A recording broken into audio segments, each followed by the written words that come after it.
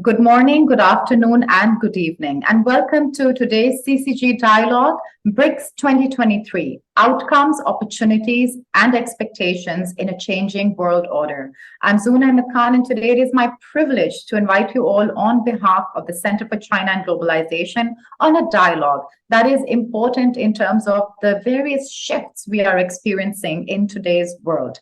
So, of course, it is obvious that in this evolving global landscape, BRICS nations collectively, which include Brazil, Russia, India, China, and South Africa, represent a vital nexus of economic prowess, geopolitical influence, and innovation. And established in 2009, BRICS has gained recognition as a representation of the growing relevance as well as influence of formerly developing countries in an increasingly multipolar world. So from periphery towards center stage, BRICS is believed to and seen to manifest this shift that developing countries are experiencing today. And also in addition, China, the biggest economy, the largest economy in BRICS countries, is poised to play a pivotal role as well as the organization evolves. So with that, we also should note that this Johannesburg summit, which was held from 22nd to 21st August 2023, is a historic summit. It is seen to be the most successful BRICS summit so far and included the important question of new members. So now in the pivotal summit, at this pivotal juncture, for BRICS, we have seen that 6 new members have been invited to join the organization, including Saudi Arabia, Iran, Ethiopia, Egypt, Argentina, and the United Arab Emirates. This underscores the bloc's commitment to broadening its influence and fostering more inclusive as well as representative of shifting global climate, global governance.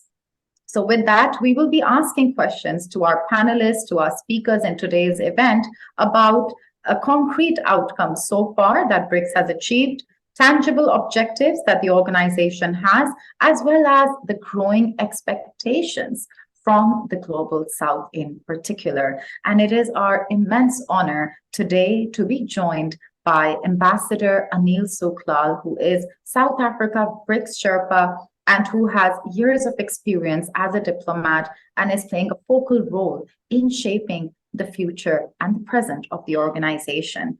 And he's also an expert on various multilaterals. And today, as South Africa has hosted the successful BRICS summit, we would also like to congratulate the South African government, the South African people, and in particular, Ambassador Professor Suklal, Anil Suklal, for joining us. Thank you.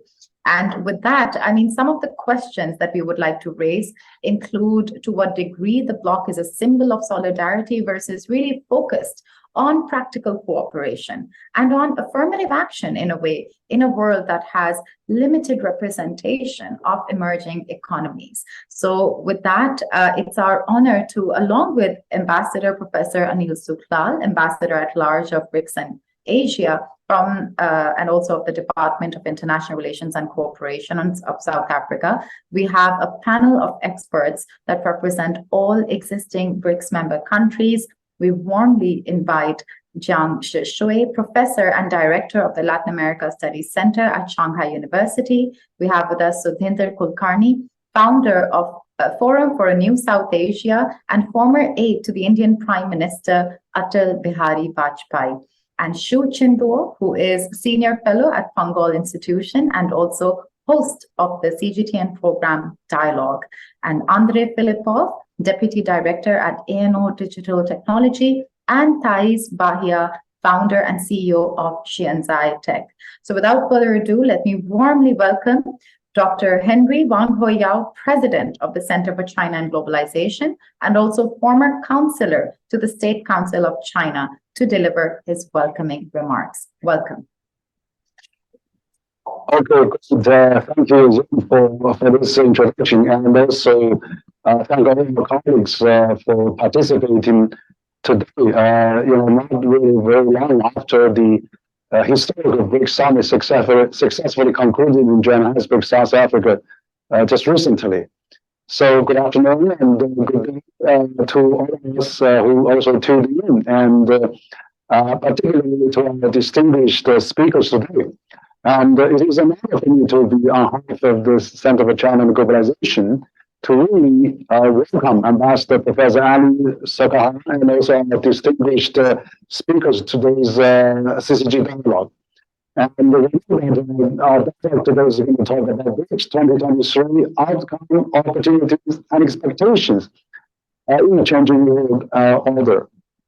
As a matter of fact, I just come back from my trip overseas, and I know this BRICS recent historical summit has raised a lot of attention worldwide, and we have been asked many times, what's the implications, what are the future significant impacts? So I think this is really a great event that we've been putting together to really try to address some of those interests, and also that people want to know which are the representatives from BRICS countries can talk about. Particularly, we're going to hear from our Ambassador, Professor Ali Sakhan. Yeah.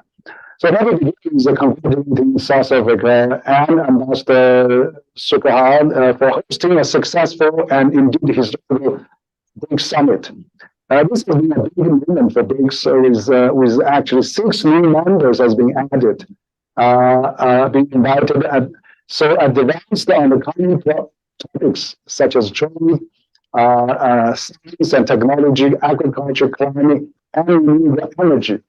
So this is a new economic boost, just to name a few, for all the emerging powers. And that BRICS represent a significant enhancement towards a more inclusive and impactful global landscape. I mean, I'm confident that the BRICS now become a new pole that can really support and sustain the existing global order and add on and improve that will continue to work towards the shaping a better future of humankind as we move forward.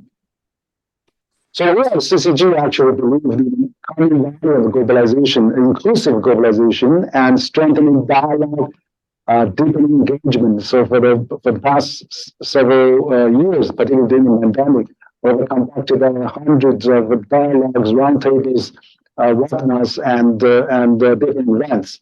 So since this year actually is the 50th anniversary of the CCG founding in 2008, and we committed our mission to deepen and share the dividends from the globalization, and to serve as a platform for us to dialogue and to really exchange ideas and to accommodate different views and understand each other as a better way to collaborate. So it is really an organization like BRICS that are creating a much more room now for a better representation, representing respectively towards the changing the 21st century, more dynamic, and also to respond to the challenges that we'll be facing. So I think Asia, Africa, Latin American, Middle East, and many other emerging middle powers really realize the importance of how to advance together with the global common objective to improve the existing global system. I think that is really what has been. So it's really really actually immense joy to see that we have today this event have 5 representatives representing the 5 founding BRICS members countries, and each of them has a unique and important contributions to an organization that is making a history. So we're glad to hear that, and so hopefully we can hear more from distinguished panelists.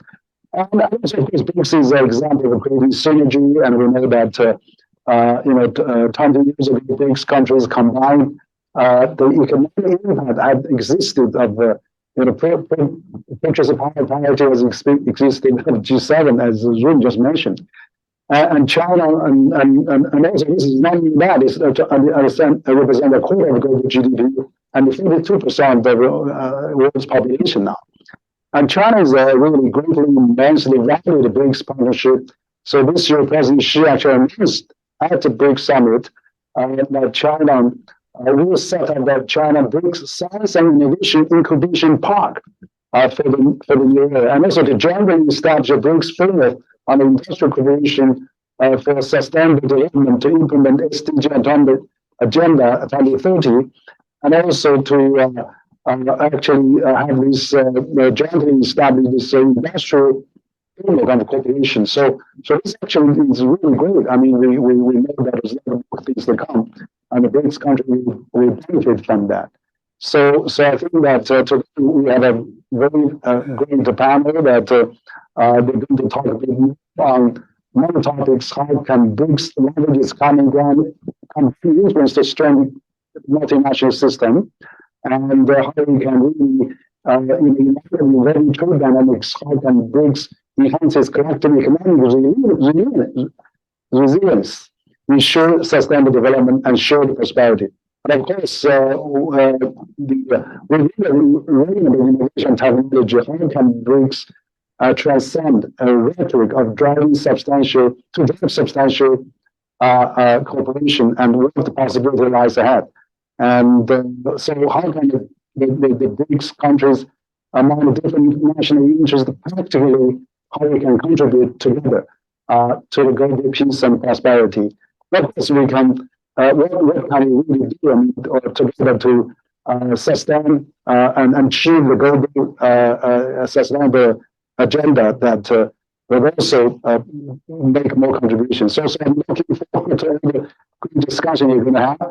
And with that, I really hope that we have a fruitful discussion. And of course, we are here to facilitate. We want to have a exchange and dialogue. And I really value your contribution. And also, I thank the audience to tune in. And also, we hope that we can have a better discussion this afternoon. Thank you very much.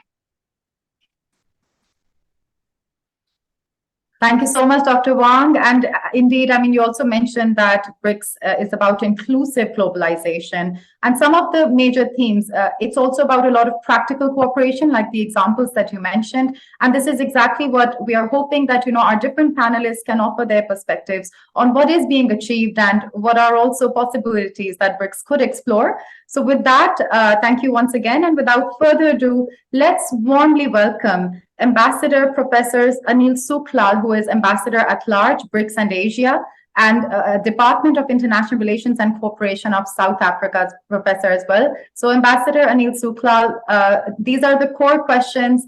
Everyone is keen to understand what BRICS as an organization represents, what can be expected, and also, I mean, from your vantage point, what are the core outcomes in during this historic summit? So thank you for joining us, and I warmly welcome you for the keynote remarks. Please, welcome. Thank you so much. Let me first of all greet Dr. Wang, President of CCG, and the other eminent panelists and professors, and express my deep appreciation for having me on this platform this morning or this afternoon on your time. And I think it's an appropriate moment to reflect on the recently concluded summit that took place in Johannesburg last week. Now, of course, the question is why BRICS, the relevance of BRICS, and what's the future direction BRICS will evolve, given the expansion that has taken place. I think it's important to contextualize the recent summit, the environment in which it took place, the reason why it generated such high interest from not just the Global South, but the international community, and of course, the key outcomes of this summit and its implications for the global community at large. Now, of course, this summit was the first in-person summit in 4 years, the first summit post-COVID, and it also took place in a very contested geopolitical environment, given the Russia-Ukraine crisis and various other challenges that the global community is seized with. All of this, of course, directly contributed to the deep interest that was focused on this summit, some for the right reasons, some for the wrong reasons. And I think as the chair, South Africa, as we prepared for the summit, there was a lot of pressure on South Africa from various dimensions, aimed at trying to undermine the summit and detract from this historical event that was going to take place in South Africa. Now, of course, one has to question why all of these negative maneuvers, and there was a great deal of negative press as well around BRICS, BRICS being discounted as not an entity that is sustainable, and speaking of the diversity of its membership and the lack of commonalities and so forth. This has been an ongoing trajectory since the inception of BRICS. Now, I think one has to look at the current global environment and remove the structure of BRICS from this environment that has occupied the space for the past 15 years. And as much as we may still have some of our established organization that we established as the Global South during the Cold War era, as the non-aligned movement and the G77 and China, these organizations are not fit for purpose in terms of addressing the current global challenges that the Global South experiences vis-a-vis our relationship with the Global North.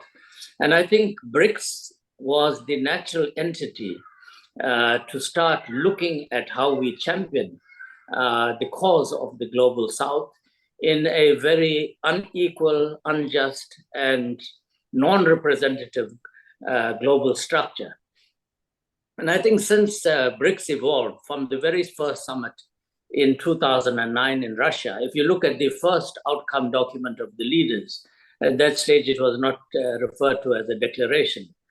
But from the very first outcome document in 2009, BRICS committed itself to upholding multilateralism, to upholding international law, and also to address the need for the reform of the global multilateral architecture. And it also called for the creation of a multipolar global society. Now, all of this was the original vision of the BRICS leaders when we came together as a body, championing not just the cooperation of what then were just four countries. South Africa joined 2 years later in 2011 at the Sanya Summit in China. But this has been a constant theme since its inception. BRICS was about how do we positively impact in creating a more inclusive, representative, just, and fair global architecture that address the current fault lines. Now, of course, if you look at the environment in which the summit took place, it was in the post-COVID period. And COVID provided the global community an opportunity to work together in cooperation to address a common enemy, the pandemic. But what we saw is a deepening of the fault lines between the North and the South, the selfish interest of countries of the global North to protect the lives of their citizens. Rightfully, they should do that, but not in a manner in which you forget the rest of the global community.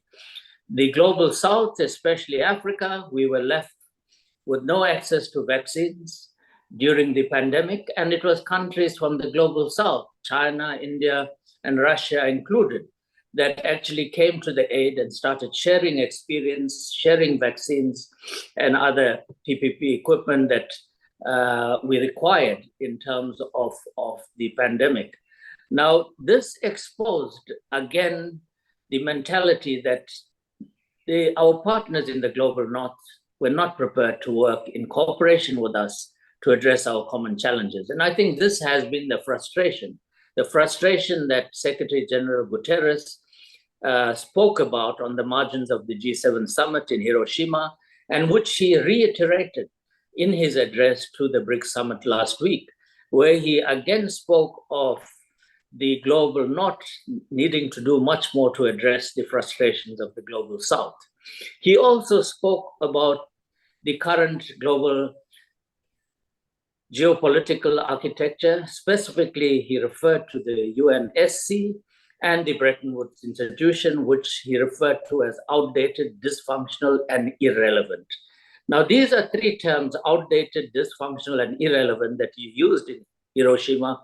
And again, he reiterated the very same words to describe the current geosecurity and financial architecture. But I think Secretary General Guterres was being very diplomatic in speaking of the frustrations of the global South. I think it's far more than that. But the other important point that he made was that the current global reality is not the reality of 1945. The world of 1945 is vastly different from the reality of 2023. And we are all aware of this.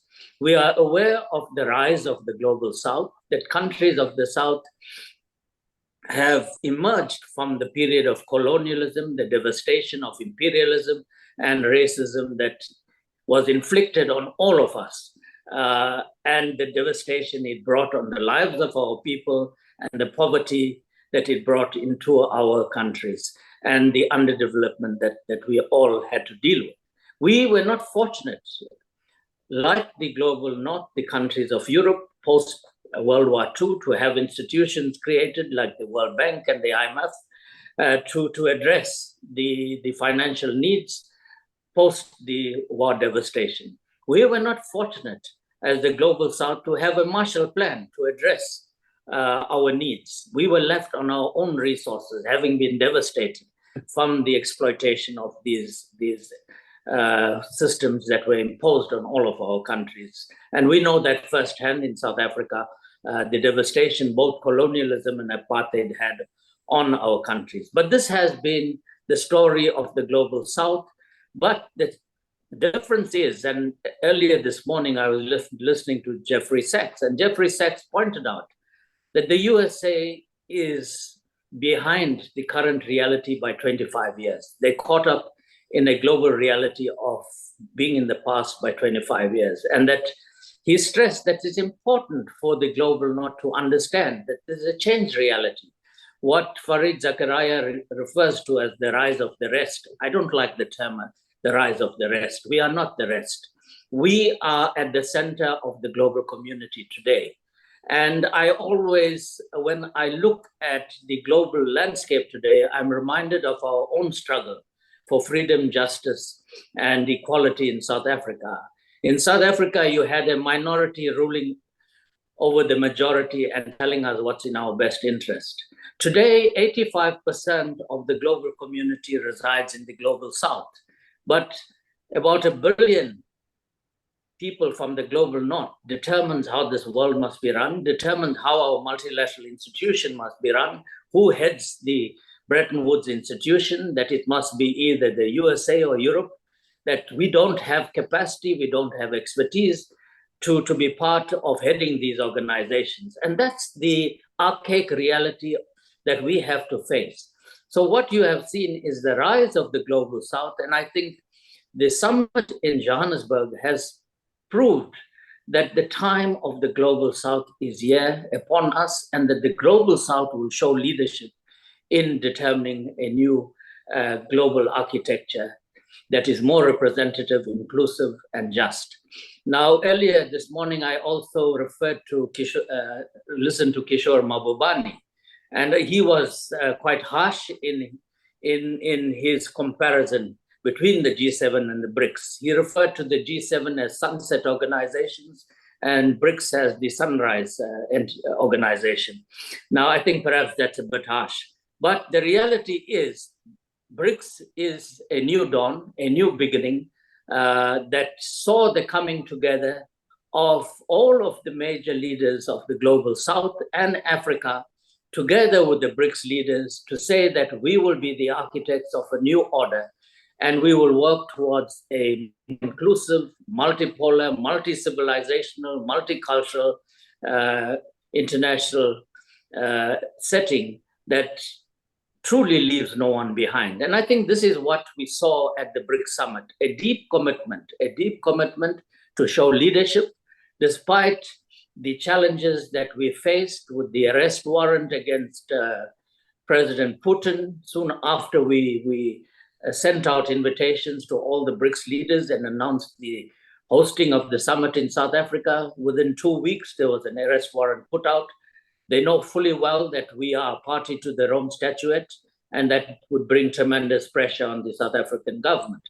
But of course, South Africa is a responsible member of the international community, and we honor all of our treaty obligations, including our membership to the ICC. But I must say that our president was masterful, as President Putin described his leadership of the summit, in consulting all of the BRICS leaders and collectively finding a solution on how we deal with this challenge that South Africa was put in. We also had accusations that we are supplying arms to Russia, falsely so, again to put pressure on South Africa and detract in our preparations for the summit. But what we saw is our president realized that this summit in Africa has to also be about the African continent, and the African collective was invited, and we saw over 65 delegations from the global south and Africa converging in Johannesburg, and we had a highly successful BRICS summit in the first instance, and we had a highly successful summit with the BRICS Plus and Africa Outreach Partners. Now, of course, this is all good in terms of the visuals that you saw on international media, just how successful the summit is. We had fantastic speeches and interventions by all of the leaders. But what does this mean tangibly to the lives of us living in the global south? And I think this is where BRICS really matters. Is BRICS relevant in bringing about global change that impact positively on the lives of all of our citizens? And I think that's the value that BRICS brings to the table and must continue to bring to the table, even in its expanded form. And very often there's criticism that BRICS is more about rhetoric than actually delivering tangibles. Now, if you look at the Johannesburg II Declaration, the first section of the declaration is devoted to inclusive multilateralism. Paragraphs 3 to 10 is focused on reforming the global multilateral structure, the UN, including the Security Council, as well as addressing the Bretton Woods institution, as well as the WTO and other international organizations. Now, as Secretary General pointed out, we have created all of these multilateral institutions. They are our institution, equally belong to all of us, North and South. But we have rendered most of these structures of the UN almost paralyzed. It's almost impossible for the Security Council to conduct its mandate of upholding global peace and security. We see almost the total absence of the UNSC in the Russia-Ukraine conflict. And that's because we have rendered these structures almost in a state of semi-paralysis to conduct its mandate that has been set by ourselves. And also ownership of these organizations has been virtually hijacked by a select number of countries that determines who controls these organizations and who determine the agenda of these organizations. And that's why the Doha development round of the WTO evaporated into air. You never hear of the development round because it was to address the developmental challenges of the global south. And that was not something that was palatable to the global north, to see reforms in the global trading architecture. Now, as far as the global financial architecture is concerned, prior to the summit, there was a great deal of hype around de-dollarization. Now, there was no agenda item in the BRICS summit called de-dollarization. None of the BRICS leaders during the plenary session and the retreat where I was present ever spoke about de-dollarization. But what BRICS has been saying, and this is nothing new because we signed an interbank mechanism several years ago to facilitate trade in local currencies. What BRICS has been saying is that we need to look at deepening our interaction in local currencies, and that we need to look at creating a new financial architecture that addresses our needs. And also, given the challenges brought about as a result of unilateral sanctions. We first experienced this with the unilateral sanctions imposed on Iran by the EU and the USA in 2012. And again, we saw it now in the case of Russia vis-a-vis the Russia-Ukraine conflict. So there is a great deal of anxiety in countries of the global north that they could at some day also be held hostage, where their assets and their funds are frozen at the whim and fancy of one or two countries because they don't like what you are doing and the way we conduct ourselves. So therefore, there's a call for greater financial independence and choices. And this has gone beyond BRICS in terms of the use of local currencies, trading in local currencies, creating our own payment platforms within the African continent. As in terms of our continental free trade agreement, the African Union has taken a decision. We need to create our own payment platforms, and we need to trade in local currencies in terms of advancing the AFCTA. And we have created the Pan-African Payment and Settlement System. And to date, about 10 central banks and 20 commercial banks have subscribed to this payment settlement system, which is envisaged to save Africa at least $5 billion annually in terms of trade transactions. And this is what we are saying. We are not saying that we are challenging the hegemony of the dollar. Of course, the hegemony of the dollar must also speak to the global reality. At one time, the USA was the largest producer of goods. Today, they are no longer there. The space has changed. Countries from the global south have risen in terms of productivity. China is the largest manufacturer of goods and services today. And so are many other countries from the global south. It's no longer dominated by the global north. And yet, over 50% of global trade is still invoiced in the US dollar. We live in a multipolar trading world today. It's no longer a unipolar trading world. And likewise, there should no longer be a unipolar financial global order. It must speak to the realities that we experience. And this is what the BRICS leaders were discussing during the retreat. And that is why, if you look at Article 45 of the declaration, where they have tasked finance ministers of the BRICS countries to look at local currencies and explore payment systems and platforms, and to report to the leaders at the 16th summit. And this is what we are saying around greater financial choices and independence. And we see this also with the new development bank, where they have committed to increase from 20% to 30% by 2026, borrowing in local currency. The NDB floated its first Rand-denominated bonds 2 weeks ago in the South African bond market. This was only the second such bond in local currencies. Several has been floated in the Chinese yuan, in the Chinese market, and now South Africa is the second.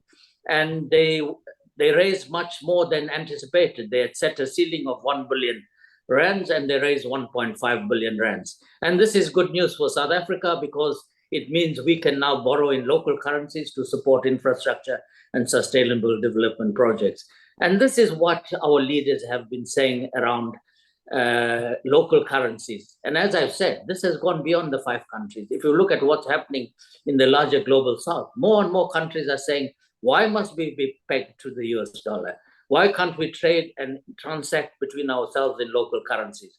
And I think this is the revolution that BRICS has been responsible for, not just addressing the geopolitical fault lines, but the geofinancial fault lines. And in terms of trade, as your document asked me to speak on. Now, of course, it's a well-known fact. And if, in fact, again, this morning, Jeffrey Sachs was referring to the reality that the BRICS GDP is larger than the G7 in terms of PPP. It stands at 31% as against 30% of the G7. And this is expected to rise to 36% with the new members. Now, of course, that's the reality of the global order. If you look at the global population, currently we are 42% of that. With the new members, it comes close to 47%. So BRICS is almost an entity that is half the global community. And we still expect, as President Ramaphosa pointed out when he spoke of expansion, we had 22 countries asking to become part of the BRICS family. We took in 6 new members. And he did point out that this is the first phase of expansion. It's not that we are closing the doors to the other members. You would also see in the declaration that the leaders tasked our ministers of foreign affairs to work out modalities for partner countries, because the increasing number of countries, and I must say, it's not just the global north. We have countries, the global south. We have countries from the global north that are knocking on the doors as well and saying that we want to have an association with you, because this is the future. This is the future in terms of shaping the global order. We don't know what shape it will eventually take. It's an evolving situation, but BRICS and the global south, and I must say, when you talk of the term BRICS today, it's not about 5 countries. BRICS, as it stands, signifies more than just these 5 countries. It's gone beyond the acronym standing for 5 countries. I think the term BRICS today signifies the global south and the rise of the global south and working towards a more inclusive, representative global order. The other area I want to comment on is technology, especially the unilateral sanctions being imposed around China in terms of technology. Now, this is again typical containment strategy by countries of the north trying to contain the rise of China. And this is bound to fail. We had seen at the CCP Congress last October that China is moving towards technology independence. And we are seeing China being a leader in terms of new technologies. Now, BRICS already recognized this in 2018. That was our theme when we chaired. Our theme was a partnership between BRICS and Africa in the new industrial revolution, the 4th industrial revolution. And one of the direct outcomes of that was setting up in Changsha, the Partnership for New Industrial Revolution, the center that is in Changsha today. And that's a BRICS institution dedicated to new technologies. And of course, you saw during the summit, both Russia and India have put forward proposals to look at cooperating in outer space and in terms of space exploration.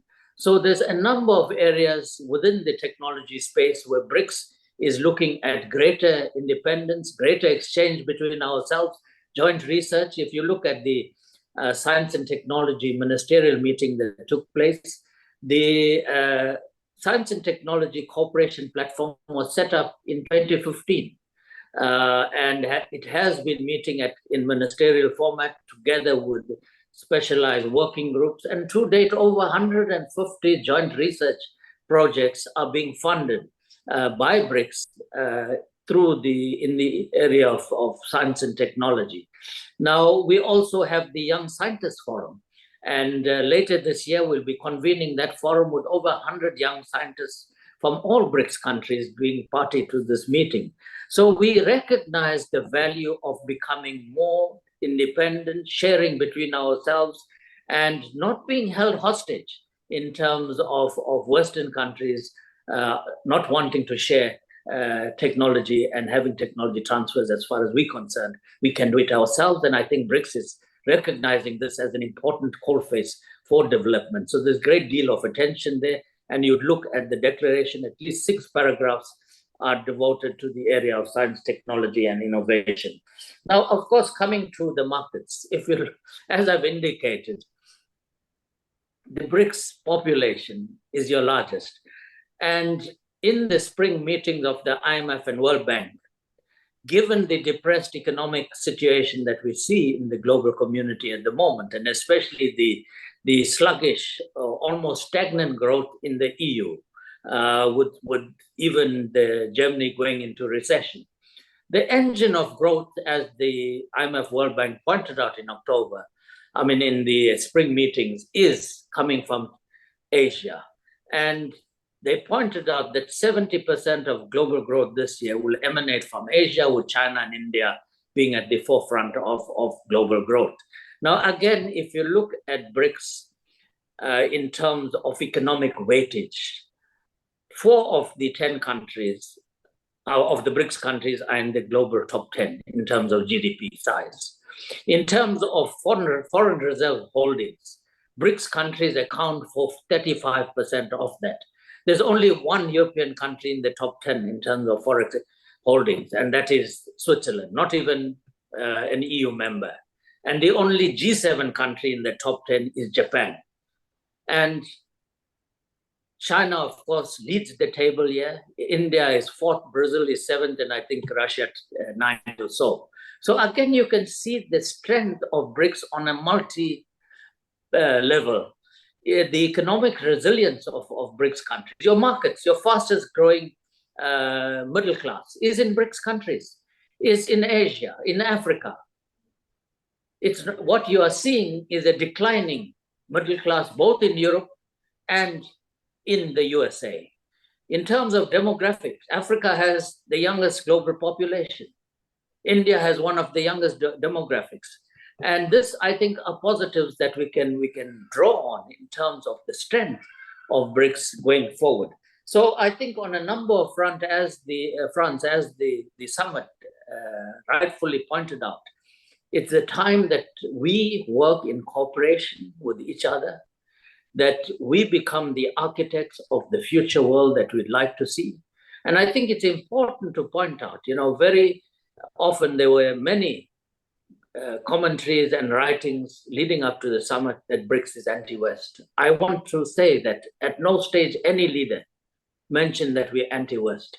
BRICS is open to speaking to everyone. But what you're going to see, many writers have referred to the Johannesburg summit as a tectonic shift in terms of global geopolitics, that we are seeing the beginnings of a new global order, with the global south now occupying its rightful space, and change will come. Whether our partners in the north want to partner us and be joint architects of this change for the positive, it will happen with or without them. But we would like them to be party to this process. There's two ways the global future can evolve. Either contestation, competition, containment, and conflict can deepen between the north and the south in terms of major power contestation, or we could see a coming together of all parties working in cooperation with each other to create a better global community for all. But that, I would say, that destiny depends on how our partners want to work with us. We do so within the G20. What is also significant, the G7 have 7 members in the G20. Now with the addition of Argentina and Saudi Arabia to the BRICS family, we also have 7 members in the G20. So 14 out of your 19 countries that make up the G20 minus the EU, there's a strong possibility the African Union will become a full G20 member at the summit next month in India. And I think that should also, why can Africa, the African Union, not be part of the G20? Why must it be just one regional organization, the European Union? Who determines this in terms of being inclusive, in terms of being fair and just? The African Union is 1.4 billion, 55 countries, as against 27 countries of the European Union. But you have a full seat in the G20. Why not at the African Union? So I'm saying these are issues we are addressing and pushing for and bringing change, and the change is coming. It will be there. And as I said, the global south is no longer poor. We may be still developing, but we are a powerful force combinedly. And I think the BRICS summit in Johannesburg has heralded the firm arrival on the global stage that the global south will lead the process of change, working collectively with all. Thank you so much for having me. Thank you so much, Ambassador Anil Suklal. Really, your remarks help us understand that BRICS is not a reaction, but actually a representation of the changes that we are experiencing in the world. So with that, let me also invite just Dr. Wang Huiyao, President of CCG, to make some remarks based on Professor Anil Suklal's keynote. Please, welcome. Yeah, thank you. Yeah, thank you, Ambassador Anil Suklal's excellent keynote speech. I think you have outlined the outcome, the purpose, the mission, and of course the new significance of this historical summit. So I think it's a really great speech that we'll be hearing. I think this is really a great Johannesburg BRICS summit is really a significant milestone in the history of BRICS meetings. And it's symbolized the rise of global south, and also the rise of the middle power and the rise of the emerging markets. I think, that is really significant. And that is in response to the we're getting this decoupling and risk of this geopolitical dynamic that I think the global south has really get together. We want to resist the decoupling, we want to resist the risk, and all work together. As I said, we're not really going to be, changing the system or replace, but we want to really improve, enhance. So you've got to listen to the global south voice and listen to this new polo that is being taken shape, and it's going to be a larger polo to support the global system that we are facing the decline. And so I think it's so important that we have this great summit, and then you have demonstrated so well the significance, the meaning, and of course all the questions that you raised that you have answered them very well. So again, I want to thank you, and I want to hear our distinguished panelists to continue this topic and how we can work together. It's going to be everybody, and for a more sustainable global future. That we really have to work together, and the problem is exclusivity, small circles, geopolitical confrontation, and let's work on the economic globalization, economic unity, and economic regionalization, economic globalization, which we can really strengthen the existing system and give more impetus to the development of the global system, and let's really work together and become a favorite forces in strengthening our global system. Thank you. So much, Dr. Wang, and once again, we deeply appreciate Ambassador Anil Sukla's keynote. It helps us contextualize what BRICS really stands for, and that it's not so much, the organization has a lot of expectations, and as Ambassador Suklal also mentioned, there's a lot of negative coverage as well, as if, for instance, the example he gave of de-dollarization, as if that's a proactive ambition of BRICS, but instead it's more about taking ownership and understanding how countries, not just BRICS, but in the global south at large, as he mentioned, are seeking solutions between each other and taking more ownership of circumstances, and hence playing an increasingly integral role in shaping the future world order. With this and without further ado, we will start our panel discussion with experts from all over the BRICS region. And let me first welcome Professor Jiangshi Shui, who is a Senior Research Fellow of the Chinese Academy of Social Sciences and Distinguished Professor at the Shanghai University. I will request if every panelist can take about 6 minutes, 5 to 6 minutes, so that we can have time for Q&A, for which we have specially been joined by experts from different media across China. So welcome, Professor Jiangshi Shui. Okay, thank you very much. I'd love to show my PPT so that you can better understand what I'm talking about. As our chairperson said, definition. What is the meaning of BRICS? So you can see my PPT, right? Can you see my PPT? Yes, we can. Okay. Now, what is the meaning of BRICS? Well, I would say that there are two meanings. One is the 5 emerging economies called Brazil, Russia, India, China, and South Africa. The other definition is a kind of a bloc or an organization. Okay, so this is very important. Now, only the cooperation in which all the countries are involved can be considered as BRICS cooperation. Otherwise, that's bilateral cooperation.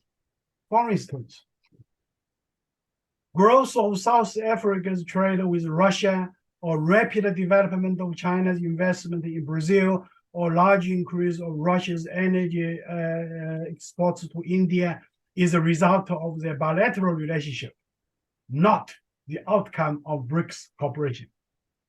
Suppose China-Argentine trade will grow next year after Argentina becomes a member of BRICS. How to understand this growth?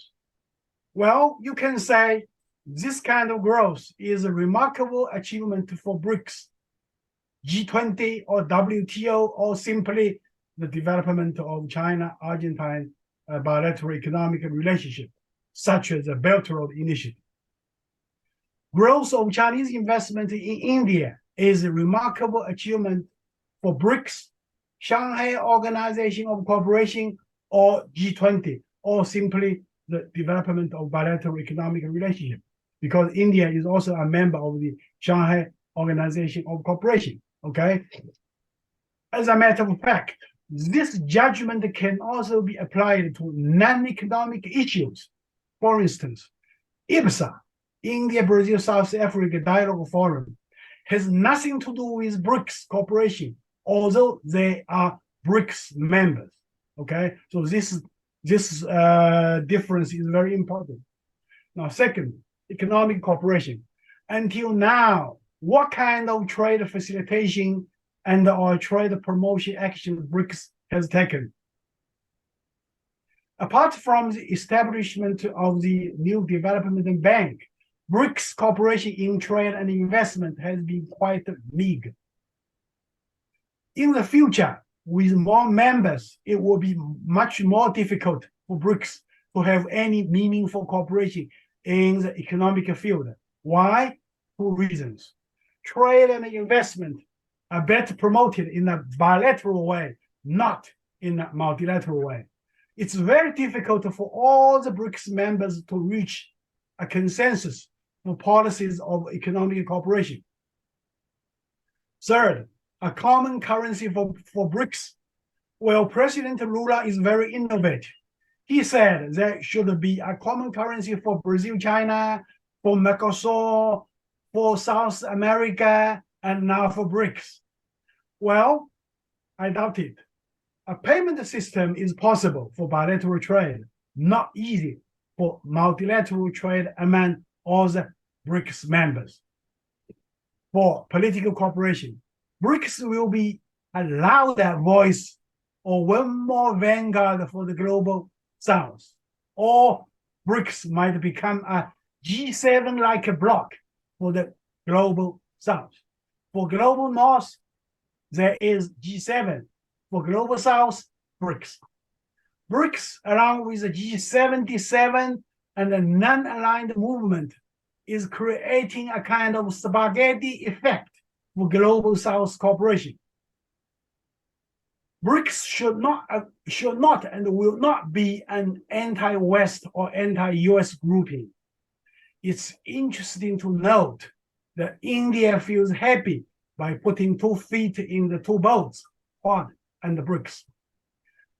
5, people-to-people exchanges. BRICS should not be complacent about such people-to-people exchanges as organizing a basketball match or making a film. Much more needs to be done to promote mutual understanding. Towards this end, bilateral efforts are more effective and more meaningful. 6, final point, more members. 5 fingers can be a fist. So more fingers will be a more powerful fist. A big BRICS is good for the global South. Over the past 15 years or so, I've been talking about this kind of expansion of membership. Okay, so my dream has been has realized.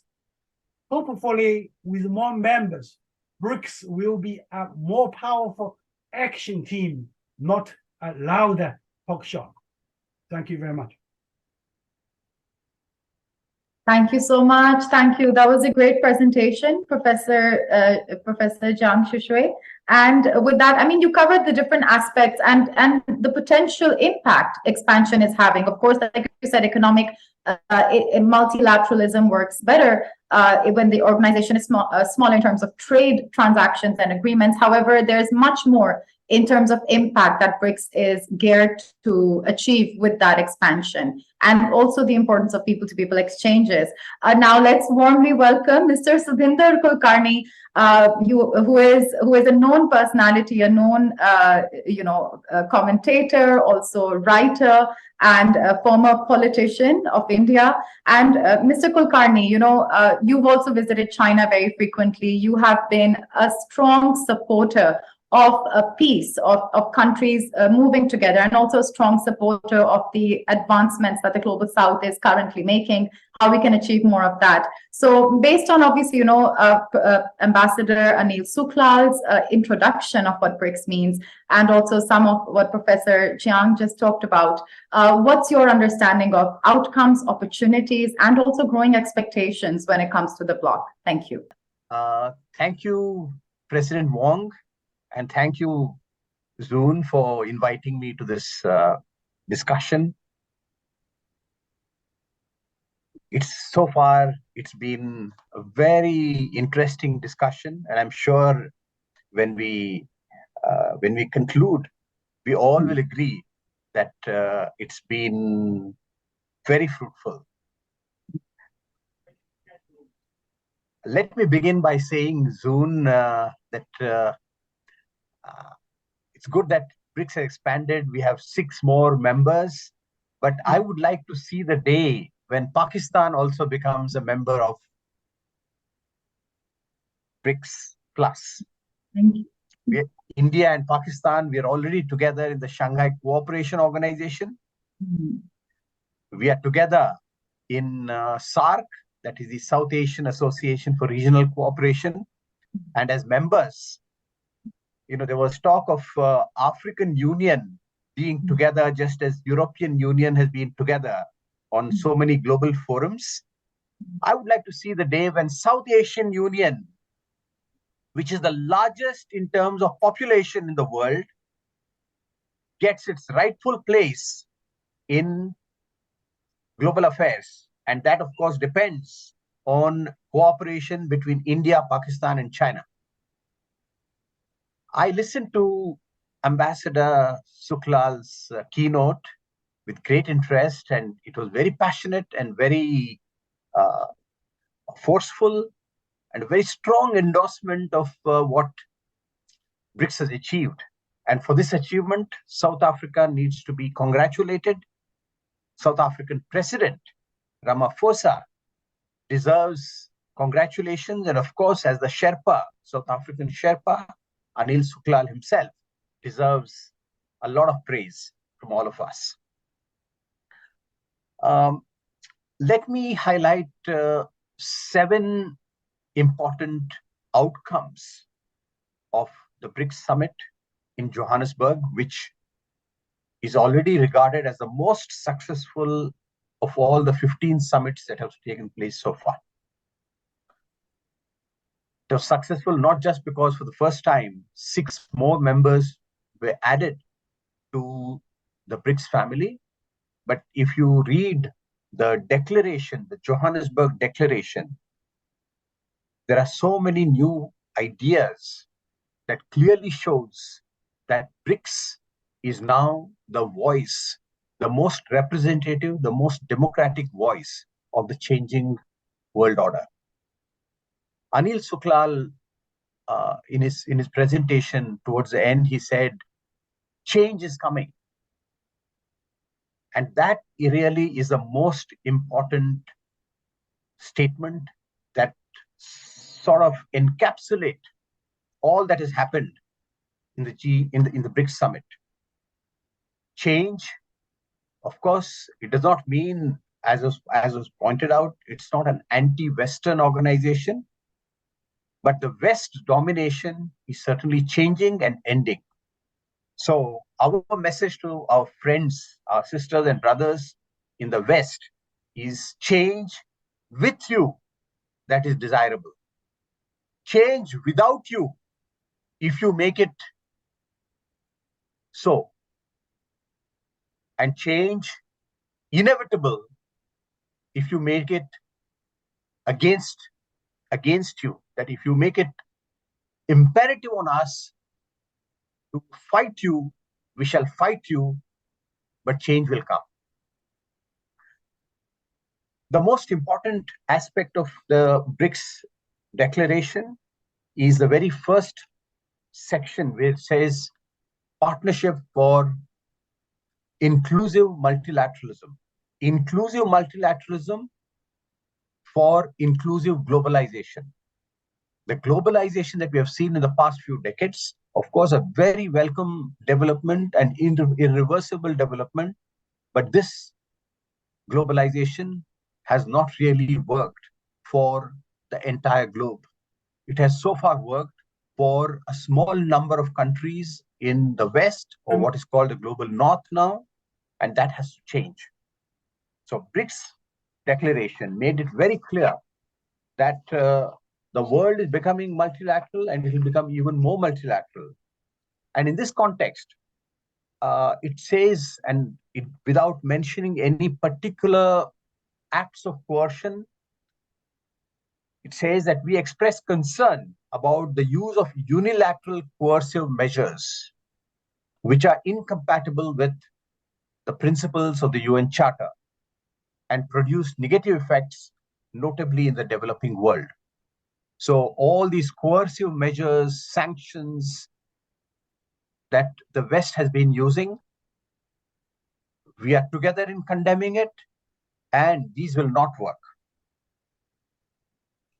In the same context, the BRICS declaration very powerfully stated that the UN system has to be reformed, including the UN Security Council, which is today the most outdated and undemocratic. For example, India today has become the most populous nation in the world, overtaking the population of China. But India has no place in the UN Security Council, whereas countries like Britain, France, which are really sunset nations, they still occupy a place in the UN Security Council. I'm not saying that only India should be joining the UNSC. The entire UNSC system has to be changed. Then, de-dollarization. Although the word de-dollarization was not used, the declaration was absolutely clear that the BRICS countries are going to give a big push to use of local currencies. And they have in fact given a mandate. We task of finance ministers and central bank governors to consider the issue of local currencies, payment instruments and platforms, and report back to us by the next summit. Which means that BRICS is now giving a certain deadline that by the next summit, the issue of local currencies, reducing the use of dollar, is going to gain momentum. Third, there is a section on partnership for mutually accelerated growth.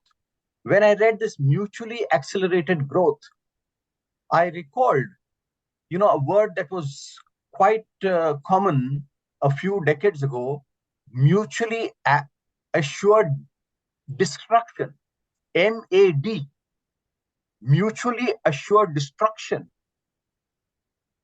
by the two superpowers, nuclear-equipped superpowers. From MAD, we have come a long way to MAG, mutually accelerated growth. Mutually accelerated growth for the entire world. No country to be left behind, no human being to be left behind. This is a very powerful message from BRICS. Then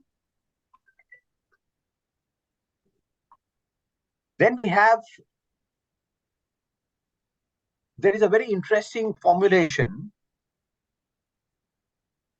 African solutions by Africa, and not through the interference of other powers. Now, why only for Africa? Actually, I would like to see the next summit of BRICS saying that not just African solidarity to solve African solutions, but Asian solidarity to solve Asian solutions, to solve Asian problems without interference of outside powers. Which means that if we really evolve this principle of Asian solidarity, it will not be difficult to solve problems between China and the neighbors. For example, the South China Sea problem, or even the problem between India and China, the border issue. We have to sit together and without giving any quarters to outside forces, and which is why India becoming a member of Quad, and many people talking about Quad being elevated to Asian NATO. These are all very dangerous concepts. We must stop NATO from coming anywhere close to Asia. In fact, NATO must be disbanded in Europe itself. It is completely outdated and not necessary. So I would like to say that the voice of Asia for Asian solutions must be made stronger. Friends, the last point that in the declaration, and this was pointed out by Anil Suklal himself, that the leaders have also given a task for BRICS institutional development. In what ways can we make BRICS more effective and action-oriented? And here, I would like to briefly respond to a remark made by my previous panelist, Professor Zhang Shishui. He's absolutely right that bilateral relations play an extremely important role, and BRICS or no multilateral organization can displace bilateral relations, bilateral cooperation. That will continue. And the more bilateral relations become cooperative, friendly, the more strength they will add to multilateral platforms like BRICS. So the future that I see as BRICS moves forward is that the addition of 6 more members is just an incomplete development. Or as Professor Suklal said, Ambassador Suklal said, it is phase 1. There are many more members wanting to join BRICS, and this cannot be stopped. And maybe even the name BRICS will change. And we shouldn't be surprised. The second thing is that G7 is also going to change. If it doesn't want to remain a sunset organization and set behind the horizon once and for all, then even G7 will have to reinvent itself. And I see a strong possibility of G7 inviting India to join. Now, already G7, G8 have evolved into G20. So as we look forward, all these platforms, all these multilateral organizations will have to cooperate with each other. Already, as was pointed out, many members of BRICS are members of G20. So it is not Global South versus Global North. It is not BRICS versus G20 or any other multilateral organization. But most certainly, one agenda is absolutely clear. The domination of the West has to go, and the world must become more democratic. So I would end by saying, North or South, East or West, the world is one. We are one family, and we have only one destiny. Thank you very much. Thank you. Thank you so much, Mr. Sudhinder Kulkarni. I mean, from the point that, all regions, including South Asia, where you started, the most populous region in the world, have to shift their mentality and realize that together we are stronger and have more synergy.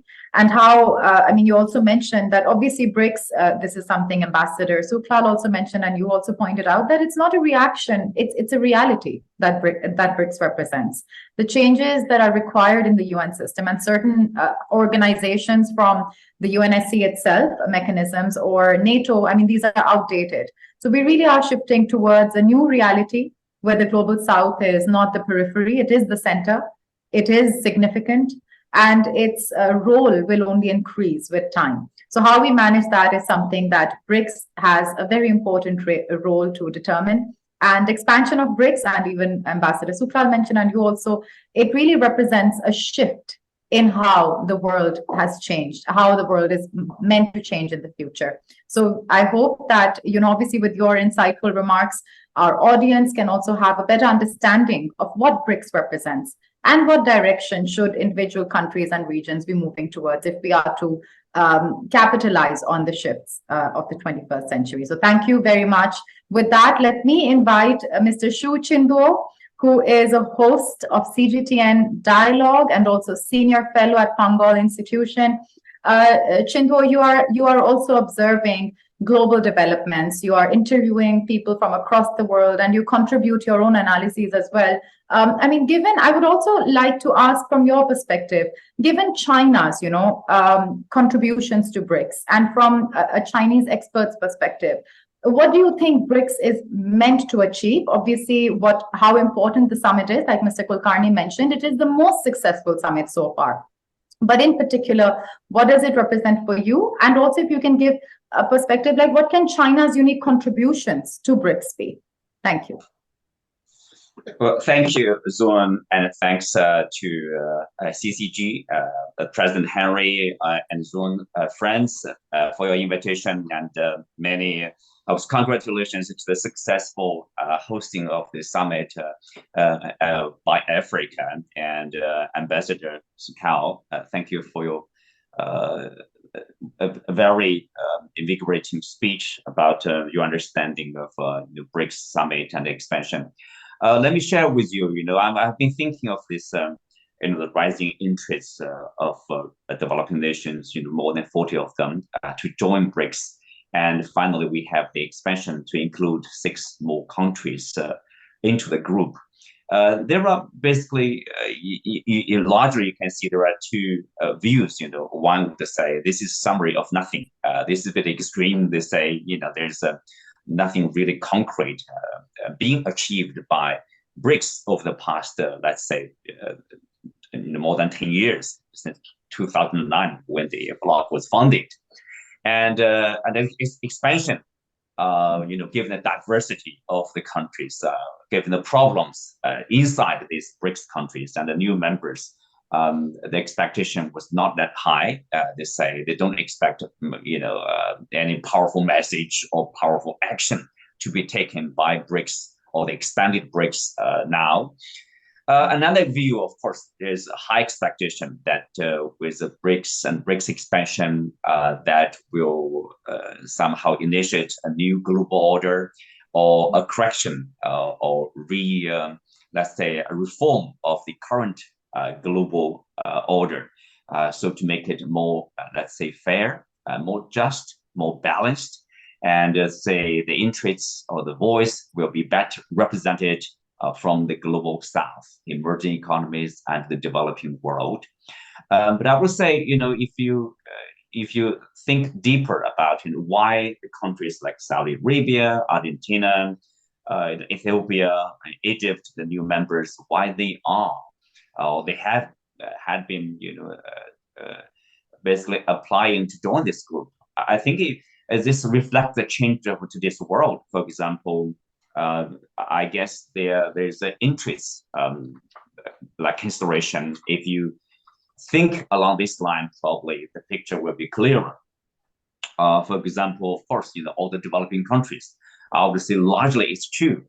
The consensus is that their priorities will be different from the developed world or the Western world. You know, the Western world, at least a part of their priority is the maintenance of their global dominance, either the dollar or the geopolitical order. For example, their containment against the rise of China, that reflects their their insistence on dictating global affairs, and then because of the priority of the BRICS countries, which is development, economic growth. So joining this group, or being part of this group, means more opportunities of cooperating with other developing countries, in particular China and India, and the two large economies and rapidly growing economies. There are opportunities to invest, opportunities to do import and export with these countries. And so there's a lot of potential to be tapped. Of course, it's not clear that what they are going to do to unleash the potential among these members, but there is a potential. I think that's a consensus. And secondly, I think, why countries are, let's say, moving fast or showing strong interest to be part of this Global South group, I think it has a lot to do with, of course, the practice by Western countries. For example, unilateral sanctions. When they are not happy with your foreign policy or with your agenda, they would impose sanctions on developing countries. There's little they can do, to fight back. I think people are tired of that. And of course, there's abuse of US dollars, for example. In the case of Afghanistan or Russia, your foreign reserve in US dollar could be frozen or could even be seized upon, if you, say, run afoul with Washington, with Brussels. So I think a lot of countries, are thinking in long term, in the worst case scenario, and you need protection. So in that sense, I think being part of this bloc means protection. And also, you think of the US dollar, for example, in the raising interest, constant raising interest by the Federal Reserve. That creates a lot of difficulties for developing countries to pay their debt, for example, because dollar is getting more expensive. And some countries like Sri Lanka, basically went bankrupt. So of course, that's why there's a talk of alternative currency to the US dollar. So we are expecting to see more use of regional currencies, of BRICS countries, in the trade among them. So that's something obviously concrete, very concrete. If we are not clear of what kind of powerful action or policy BRICS countries are going to adopt in the future global development.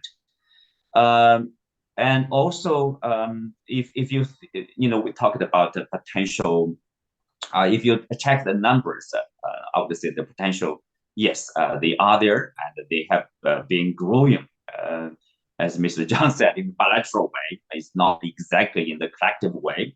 If you look at the, for example, in the 10 years, from 2010 to 2019, before the pandemic, the flight increase between China and Africa basically increased by 630%.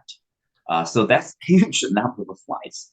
And also, if you look at Latin America or South America, they are struggling with connection with Asian countries. With Asia is becoming the gravity of economic growth, global economic growth. So, there again, if there's a problem and then there's potential, and according to the data, 44% of global air passengers in the next 20 years will be from China and India. So in that sense, I would say China together with India will contribute a lot, tremendously, in the future development, I would say, among Asian countries and Latin American countries, African countries, Belt and Road Initiative countries. So the huge potential is there. It's really about in what way we are going to do. For example, the lack of direct flight between China and African countries, between China and Latin American countries. Of course, there's a lot that needs to be done to increase, let's say, to contribute to the convenience of doing business between different sides, within the BRICS group. I think with frequent and more people-to-people exchange, more investment, more trade, and we would create actually more opportunities for these countries to jointly develop and grow their economy, to develop their nation, and to better represent their views, their interests, and their voice on the global stage. Okay, I think I should end there. Thank you, Zoon. I think we should do Ms. Zoon's function and call upon the next speaker. Yeah, let's move on to the next speaker. Mr. Andre. Yes, probably it's my turn. So yeah, Andrew, why don't you start? yes, Zoom indicated this in chat what I should continue. Okay, It is very hard for me to continue because most of the topic was deeply described, and from my point of view and from my background, I deal with digital technologies and digital economy. I would like to point additional views on the outcomes of the last BRICS summit, which dedicated also not only for the common issues which we already described, like currencies, multilateral cooperations, and so on, but also they pay attention to the new technologies. It was partly mentioned by the keynote speaker, what it was introduced with new institutions dedicated to the new industrial things, and also the special group dedicated to artificial intelligence. And I would like to say what the BRICS, it could be brilliant platform to develop the technologies around the artificial intelligence. Why it's so important? You know what the artificial intelligence as a technology, it could be, let me say, transferable. But the main point behind that, what kind of data sets they will use. And you know what each culture or each country has her own backgrounds for this kind of data collections, data explanations. And you know, the contexts matter a lot for artificial intelligence. You know what different experiments exist when we so-called the Western data sets and for example from China data sets or from Russia was compared, and the outcomes of the technologies it's totally different. And from the perspective to implement them across the different countries, and especially in BRICS, it could be a nice multilateral platform to deliver different outcomes, to understand how to cooperate. And here it comes to the most important point, what we should contribute to so-called the different ethical standards for artificial intelligence and to use of these technologies. And the point of cooperation here is also important because we should have the right language to describe all these things from the ethical points of view, because you know the people who not very deeply in technological side, they not understand clear what it means by different terms. And this could be a great problem because we have definitely a big digital gap in terms of the skills. And when we come to these global south countries, we should pay attention to prepare the workforce to use the artificial intelligence, even it will be used for just simple things such as image recognition or voice recognition or chatbots. It could be easily explained by the right language to the people. And the main point here is to bring these technologies not only for business, but also to the people. You know what many initiatives for non-profit exists based on so-called data sets and data scientists, when we could apply the digital technologies to collect information about the climate change and to see how the climate will go forward. And also the most important point here, it's also opportunity to work with healthcare issues and to understand what kind of the drugs could be and what kind of the solutions could be applied for different technologies and business processes. So, and also important point, which not usually in the scope of the BRICS countries or the countries level, but you know, the most important what nowadays the economic growth is located in the cities. And the smart cities is also very important initiatives which we should work inside the BRICS countries, because each city is quite diverse and we have a huge amount of different practice and experience how to apply the digital technologies on the city level. And this could be also the point of the cooperation, not only on the government level, but also on the city levels, because the mayors, they usually have a real power to deal with the people, to deal with economy, and we should provide some kind of a platforms in the framework of BRICS to unite all these practical aspects which we have on economic grounds. So, and to conclude, I would like to say what we should have more platforms, I mean the digital one, which will help us to cooperate in this multilateral style, and also we should bring the data to this platform to understand how we can go forward with different aspects. And also the technologies dedicated to the blockchain and tokenization. It could be also the solutions to go beyond these currency issues. And for us as Russia, we will be happy to contribute with our technologies, because you know what, we have many cutting-edge technologies and cybersecurity. We have our own financial infrastructure and so on and so on. And we develop the quantum technologies, and this could be a nice point of cooperation. So probably I will stop here, and Zoom, the floor is yours. Thank you. And I apologize. I could listen, so I'm glad that both Mr. Kulkarni and Chindo stepped in to, pass on to Andre. So brief comments. Thank you for your contribution, Andre. Really, I mean, thinking about more creative ways for technical cooperation and how the BRICS countries can really build more established mechanisms, something that Mr. Kulkarni also mentioned and Ambassador Suklal also mentioned.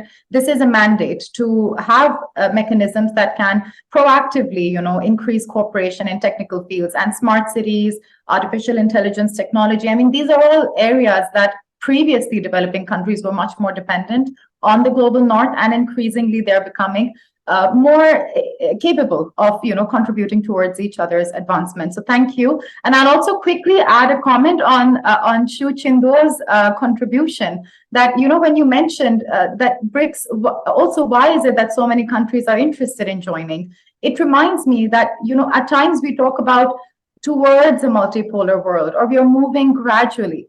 But looking at where BRICS stands today, and even looking at, for example, specifically Iran's example, about 12, 14 years ago, Iran was being portrayed as a complete pariah state. And look at Iran now, member of SCO, member of BRICS, and really a contributor to the emerging global community that is emanating from the global south. So we really are in a multipolar world, and BRICS is the present as well as the future. And that's something important to recognize, that these platforms are creating not only acceptance, but increased opportunities for countries that could have been mistreated, sidelined, or impose sanctions upon. And this is a positive trend, and that's exactly what a multipolar world essentially means.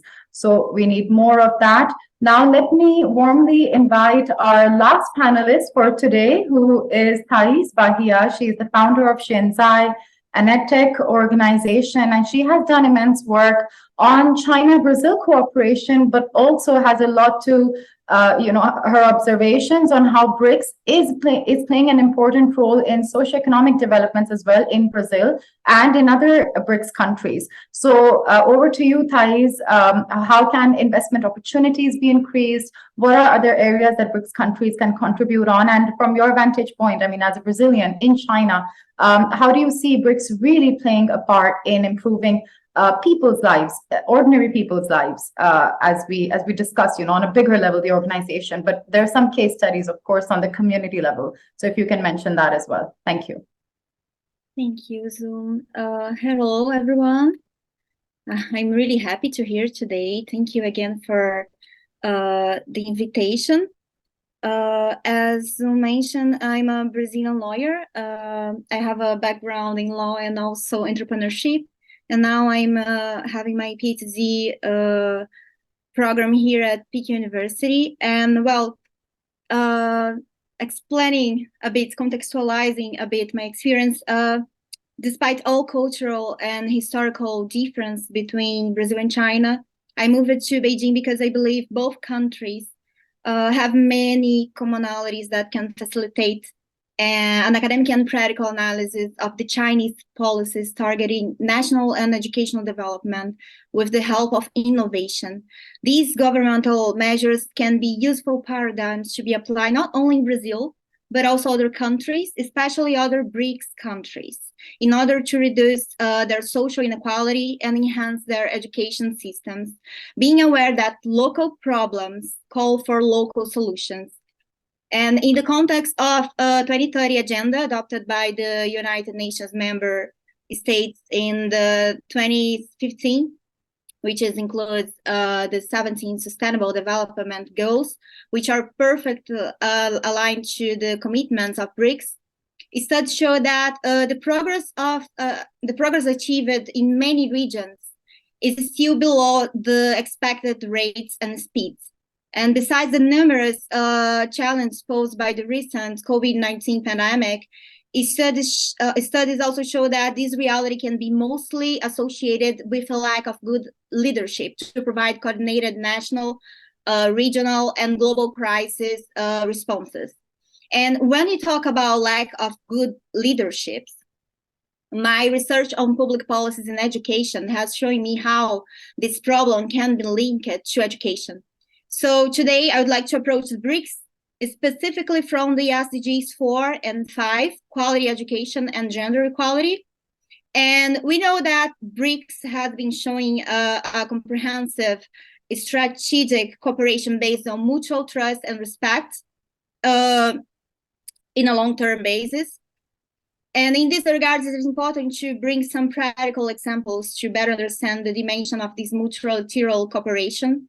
These multilateral relations between BRICS reflect not only commercial interests, but also cultural ones. And this is totally connected to the Chinese and Confucian concept of guangqi, which reflects the way that social and political aspects of a society are organized into a complex network of interpersonal connections founded on trust. It means that we are fostering together not only economic development, but also social development. And when we talk about BRICS, we are talking about strategies to achieve human development as a whole. For example, the latest BRICS Women's Development Report finds that the 5 countries have made achievements in women's health, social security, education, economic opportunities, and participation in decision-making and management. And this report also points out that challenges in the workforce still remain, what requires governments to further push gender equality. Other examples are initiatives we have been observing in Brazil, like some Chinese companies and other BRICS institutions being involved and taken initiative to organize social programs in Brazilian slums called favelas. State Grid, for example, has a strong presence in the project involving what you call in Portuguese, Orquestra da Maré, an orchestra composed of young people of one of the largest favelas in Brazil, called Complexo da Maré. As a Brazilian lawyer, in the context of the coordinations created by the Brazilian Bar Association, we also have been organizing some events and courses to spread awareness about the importance of BRICS, especially among new generations. And in fact, the current scenario leads to the conclusion that public and private players in all these countries should keep joint efforts to strengthen these relations, either by exchanging data and information or by promoting debates at international events, seminars, and symposia like today, or even by integrating scientific and governmental institutions. Another great goal and challenge for the group is to reduce economic barriers and strengthen its position in the international economic system. That's why cooperation between emerging nations is fundamental for a fairer and more agile economic development. Unlike the times of the space race, the current age is not a competition, but a time when nations need to focus on international cooperation and the democratization of education aimed at technological advancement for the economic and sustainable development of all nations. We all know that knowledge is power, and therefore the best and probably the only way to guarantee people a life of dignity and prosperity. In this sense, the debate on the development of future leaders is imperative. fostering new generations to embrace the political debates, especially within the scope of human development and fundamental rights from a decolonial perspective, is a key driver of social change. Education is the main tool to shape people to seek the implementation of fair, transparent, and effective public policies. That's why debates on how to prepare and give opportunities to the next generations, prioritizing agendas related to multilateralism and gender equality must be encouraged. Thank you. Thank you so much, Thais, for a very powerful contribution, really. I mean, starting from, the practical ways in which BRICS countries benefit from the organization, but also room for more affirmative action. And I think, this makes me think, if there's one goal that we all have as a global community that are trying to shape a better future, whether it's BRICS or whether we talk about better inclusion of youth in the conversation, it's that we all stand for more equality for more people, right? And that's where, we need to think about what further BRICS can do as a platform that has a lot of expectations from, and that is already shaping our world for the better. What further can be done to improve that? So thank you so much. And now I would like to invite, so we have the Q&A section, and I would like to firstly invite maybe Abhishek Ji Bhaiya from CGTN to maybe make a comment and raise any questions for the panelists that you may have. Welcome, Abhishek. First of all, thank you, Zoom, Dr. Wong, and CCG for hosting this very fascinating conversation and exchange of ideas on BRICS and where it is heading. It was fascinating to listen to all the speakers here. They came up with some brilliant, thought-provoking exchange here. I would like to play the devil's advocate and would highlight a couple of criticism that BRICS faces and elicit a response from the panelists on this. So it is much in vogue these days to compare BRICS with G7. However, a strong criticism for BRICS has been that it is not as politically or economically cohesive as the G7, as Professor Zhang Shuishui actually highlighted in his presentation as well. My question to the panelists is, do they agree with this criticism, and how does this lack of political and economic cohesion among the BRICS members impact its global influence and functioning in the long run, and also its image as the representative body for the global South? Secondly, there has been also criticism on rhetoric versus action.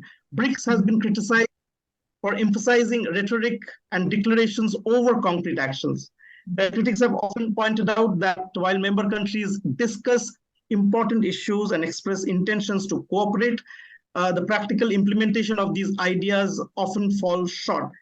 As we actually saw even in the run-up to this BRICS summit in Johannesburg, there was a lot of noise about the creation of a new, as in some announcement for a common BRICS currency, but at the event, at the summit, it was not discussed. So first of all, how practical are the talks of a common BRICS currency, and how does it fall in as Ambassador Suklal described, that BRICS is emerging as a key organization in creation of a new global financial architecture. So importance, or how does all the talks of a BRICS common currency play in all this? Thank you. Thank you so much, Abhishek. If I may request, these are two very thought-provoking questions, and I'm sure our panelists would have a response to this. Maybe my suggestion is that I can also invite Rafael Zerbeto, who is also a journalist, a Brazilian journalist based in China and has covered BRICS extensively as well. Maybe, Rafael, you can also make a comment and questions, and then we can move towards our panelists for both Abhishek and Rafael's questions. Welcome. Okay, thank you, Zon.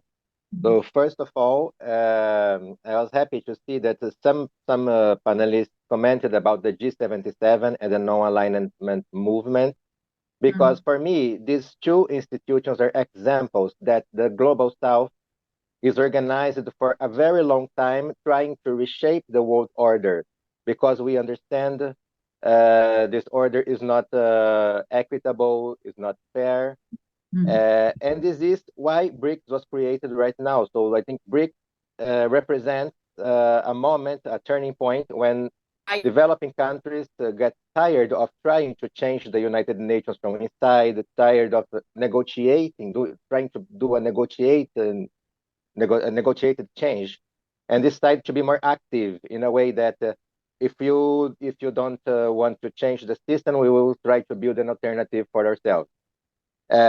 So this is important because I always like to emphasize that BRICS is not targeting the West, is not targeting a country specifically. We are just looking for our national and also not our national interests and also our interests as a group of countries. And then about the, it is very interesting that this year Iran was announced as a new member of BRICS. In my opinion, this delivers a very clear message because Iran is under sanctions from the West for a long time. But people usually don't ask why. What we gain from those sanctions? Why should we join those sanctions? And then from the moment that we accept Iran in BRICS, we are delivering this message that unilateral sanctions does not meet our interests. They may meet the interests of other countries, but not those of the Global South. And then at this point, we are showing this clearly, and it's somehow related with other topics that were discussed, like the de-dollarization, the reshaping of the world order, because I think the start was this, right? From the moment Russia was sanctioned, all global countries, global South countries could understand clearly that that any other country can be the next target. So we must protect ourselves and build alternatives that can allow us to support our national interests no matter what, in any different context. And now, you know that 2 Arab countries were also accepted in BRICS, so Saudi Arabia and UAE. And those 2 countries, historically, they have been, their economy has been attached to the US in the sense that they were basically selling oil to the Western countries. And this is actually the origin of what we call the petrodollar. So the system, why is US dollar so important for international trade nowadays? It started from the point that the US succeeded to make the US dollar the only currency used to buy oil from Arab countries. So these 2 new members in BRICS, it clearly shows that they are changing their perspectives. They see that this model based in exporting oil, it will not last forever, and Arab countries have been trying to develop a more diversified economy. They want to have to diversify their production and also to add value to their production. And they understand that BRICS partnership can help in that, because the West is really only interested in buying oil, doesn't offer another perspective. So BRICS brings them a better perspective for the future. And now comes my question that is this, from the moment these 2 countries joined the BRICS, what's going on? Is this a signal of the end of the petrodollar? No, okay, very hard question. So I think if this is the question, right? So both Abhishek and Rufai pose questions for the panelists. And I know we are 15 minutes almost beyond the time that we initially committed. So if I have the consent of all the panelists, maybe whichever questions from Abhishek and Rufai you would like to respond to, or if you would like to give one response to the questions as a whole, that's up to you. Maybe we can start with Professor Jiang. Just briefly, so that we can try and wrap up in 5 to 10 minutes. Well, as I said in my PPT, BRICS is very important, and it should play a very important role speaking for the Global South. Now the question is, I've been asking this question over the past more than 1 decade, how BRICS can promote genuine cooperation in the field of trade and investment. Well, the NDB is of course important, but in terms of trade and investment, well, I'm very disappointed. So I don't know how BRICS can cooperate in this field. Otherwise, many people will say you are a talk shop. That's your comment. Is that your comment? Yes. Okay. I mean, that's a fair. I mean, that's also highlighting Abhishek's question. I mean, is it rhetoric or what's actually being achieved? And that's something to reflect on. So over to Mr. Subhinder Kulkarni. Responses to the questions by both Abhishek and Rafael. Oh, you're muted. Yeah, thank you, Abhishek. Happy to meet you virtually again, my good friend. Yes, the two questions that you asked, it's only to be expected that Western countries, Western media, and many Western intellectuals would evaluate BRICS negatively, saying that BRICS lacks cohesion. The way G7 has cohesion or the EU has cohesion, BRICS lacks it. This is only to be expected. The cohesion that BRICS has is that it's a voice of an emerging global South, a voice that seeks to end the dominance of the West, and a voice that seeks to have a more democratic world order.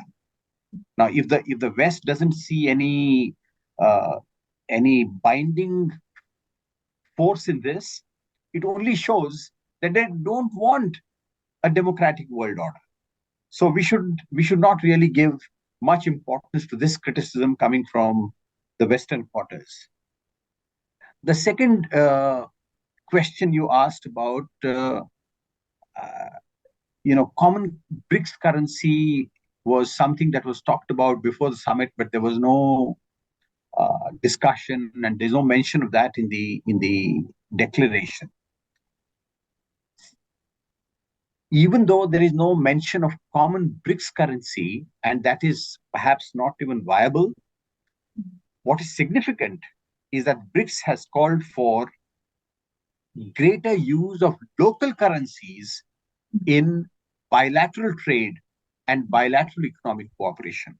If more and more countries begin to use their own local currencies and not depend on dollar, ultimately it is going to lead to, we really do not know whether it's going to be just one global common currency or multiple currencies. But the fact of the matter is that all this is going to reduce and ultimately finish the domination of the dollar. Now, this brings me to the last question that was raised by Mr. Rafael. He asked the question, is it the end of petrodollar? As a matter of fact, we are actually seeing de-dollarization and de-petrolization. The world is moving towards renewables, and it's a matter of time, maybe a few decades, when petrol will no longer be petrol and diesel and other hydrocarbons are no longer going to be the fuel that drive our economies. It will be renewable energy. So we are seeing the end of petrol, that is de-petrolization, is around the corner. Also around the corner is de-dollarization. Because as we earlier discussed, the dollar has had its heyday, and that's going to come to an end. So the answer to your question is yes, it is indeed the end of petrodollar. Thank you.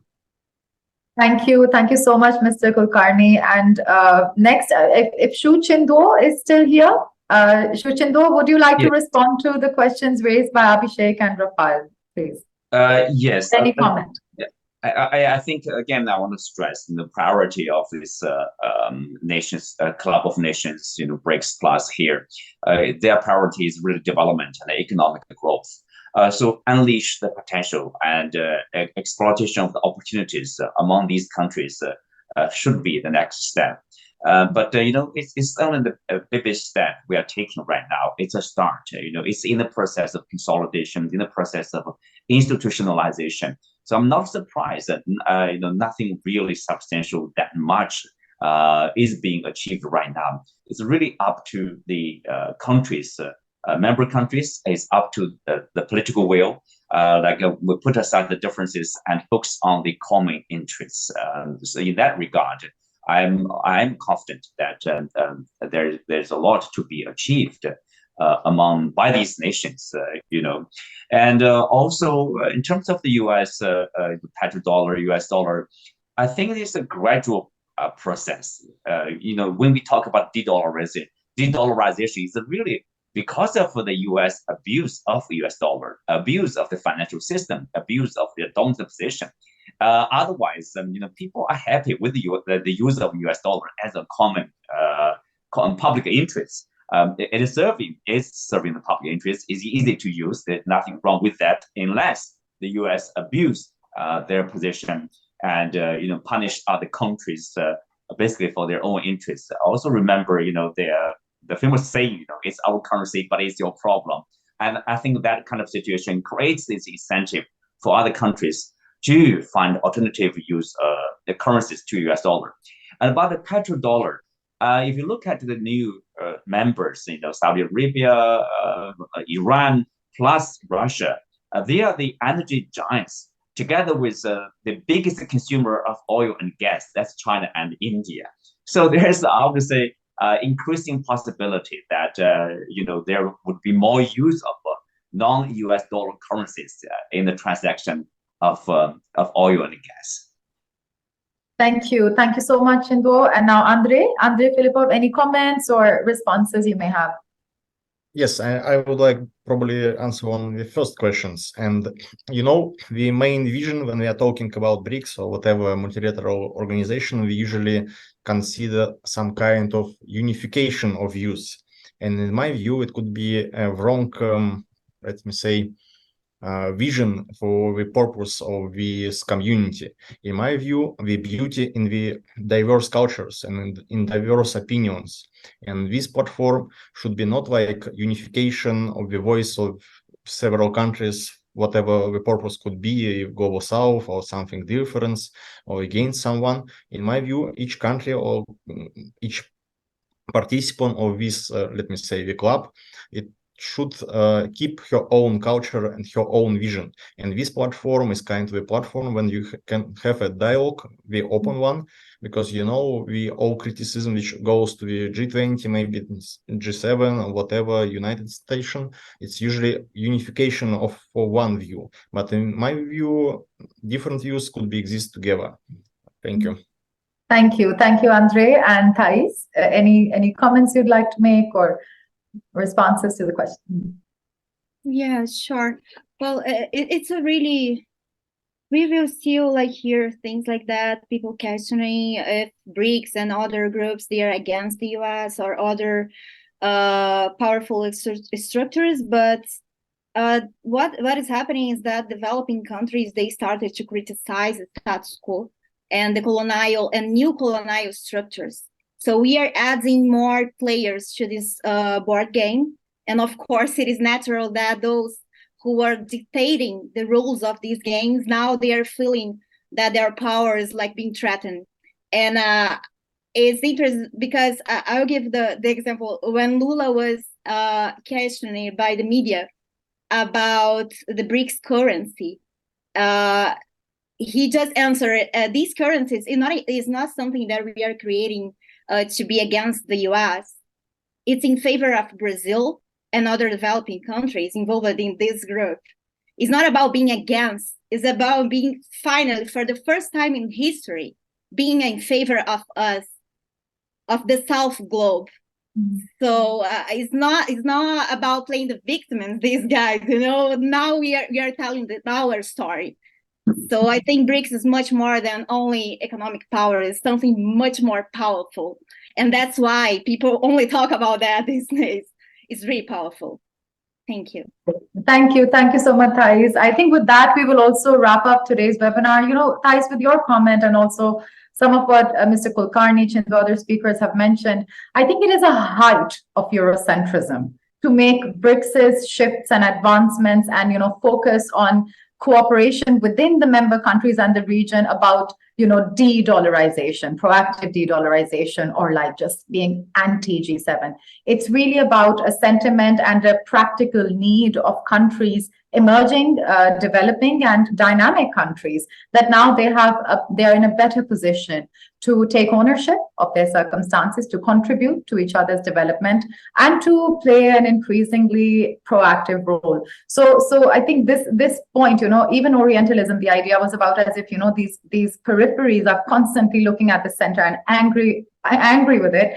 Of course, it's unfortunate, and it isn't something to celebrate that our countries have suffered being marginalized or injustice. But at the same time, what's happening now is a positive sentiment emerging, and it's about positive collaboration. And as Professor Ambassador Suklal also mentioned, in the end, the BRICS, the mandate, and to the extent that it represents an emerging sentiment in the global south, is to create new areas of cooperation towards positive growth, positive development in any country, even in the global north. Another aspect that Mr. Kulkarni mentioned is that they are welcome to be a part of this change, and this is a change that is inevitable. So with that, I think today's event definitely covered the outcomes, expectations, and also opportunities for BRICS. But more than that, I think what we have achieved to a great extent today with representation from all BRICS countries is a better understanding, demystifying, you know, what are perceptions about BRICS, and understanding what it has achieved, what it aims to achieve, and what can be improved upon. So with that, we will conclude today's webinar. Thank you so much once again on behalf of CCG to Professor Ambassador Neil Suklal and all of our panelists, Professor Chiang, Mr. Kulkarni, also Mr. Shu Chintuo, Mr. Andrei Filipov, and Ms. Thais Baha, and also Abhishek and Rafael, our journalists who posed important questions. And we conclude the topic, we conclude the webinar, but the dialogue will continue. Thank you once again for watching. Goodbye for now. Bye-bye.